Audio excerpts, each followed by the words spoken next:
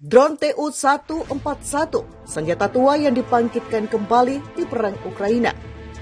Сразу же украинскую территорию превратили в полигон для военно-биологических экспериментов. А сейчас накачивают вооружением, в том числе тяжелым, оставляют без внимания заявление киевского режима о желании заполучить ядерное оружие. И сказано было публично со стороны киевских властей об этом. Нет, я помалкиваю. Известно и о планах использовать для провокации так называемую грязную бомбу. Маленьких дронів це дійсно є найбільша проблема ЦРЕП, тому ми їх потребуємо тисячі, вони дійсно їх збивають, вони літають на надто високій, на невеликих висотах і постійно падають, тому ми їх і потребуємо тисячі для забезпечення нашого.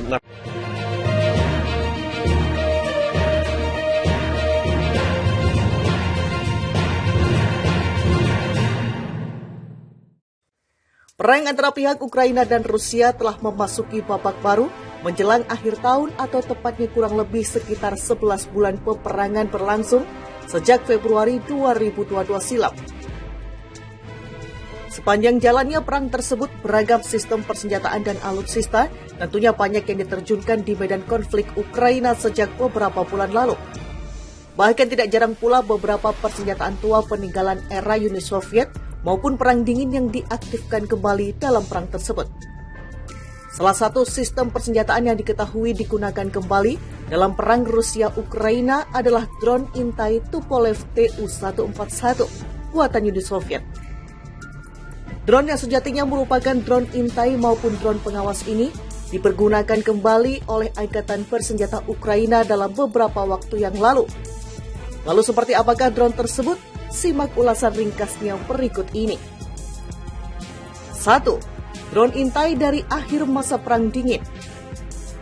Tupolev Tu-141 sejatinya merupakan drone intai berukuran besar yang mulai memasuki layanan militer Uni Soviet pada periode 1979 hingga 1990-an. Drone yang berukuran cukup besar ini diproduksi oleh pabrikan Tupolev sebagai penerus drone sebelumnya yakni Tu-123. Setelah Uni Soviet bubar pada awal dekade 90-an, drone ini kemudian mulai dipensiunkan juga secara bertahap oleh pihak Rusia dan Ukraina yang merupakan salah satu pewaris Uni Soviet. Akan tetapi diyakini drone ini mulai kembali diaktifkan oleh militer Ukraina pada sekitar tahun 2014 sejak meletusnya konflik di Donbas. Melansir dari situs berita Die Vionis, drone ini tertangkap oleh pasukan separatis di Donbas yang diperangi oleh pihak Ukraina kala itu. Drone tersebut diperkirakan merupakan sisa-sisa drone milik Ukraina yang diwariskan oleh Uni Soviet ketika saat keruntuhan negara komunis terbesar tersebut pada awal dekade 90-an. 2. Ditenagai oleh mesin jet.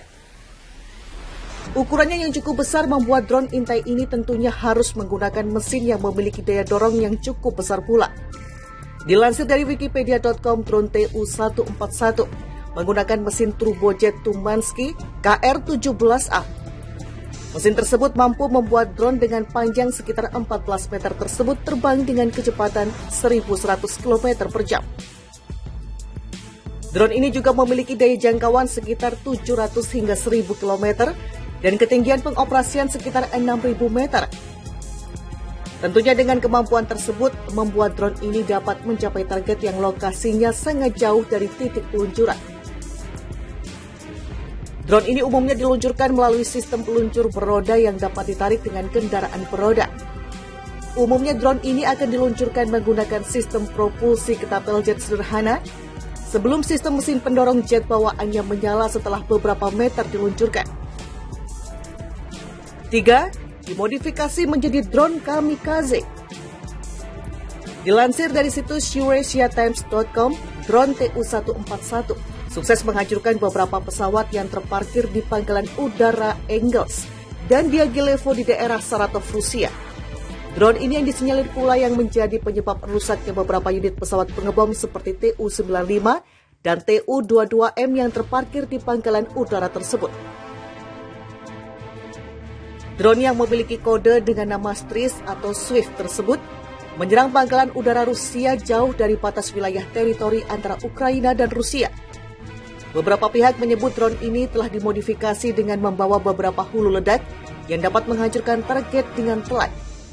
Hal tersebut sangat memungkinkan karena dimensi dari drone ini memang cukup besar dan dapat dimodifikasi menjadi drone intai serang atau drone kamikaze.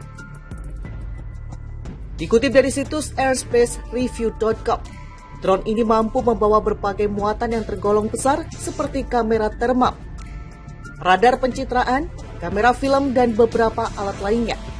Muatan tersebut kemungkinan yang dimodifikasi dan diganti dengan hulu ledak oleh pihak Ukraina dan digunakan untuk menyerang target strategis di Rusia. Tentunya hal tersebut menjadi momok baru bagi pihak Rusia dengan dibangkitkannya kembali drone tua yang ternyata cukup berbahaya tersebut. Rusia akan gunakan amunisi tua dalam perang di Ukraina.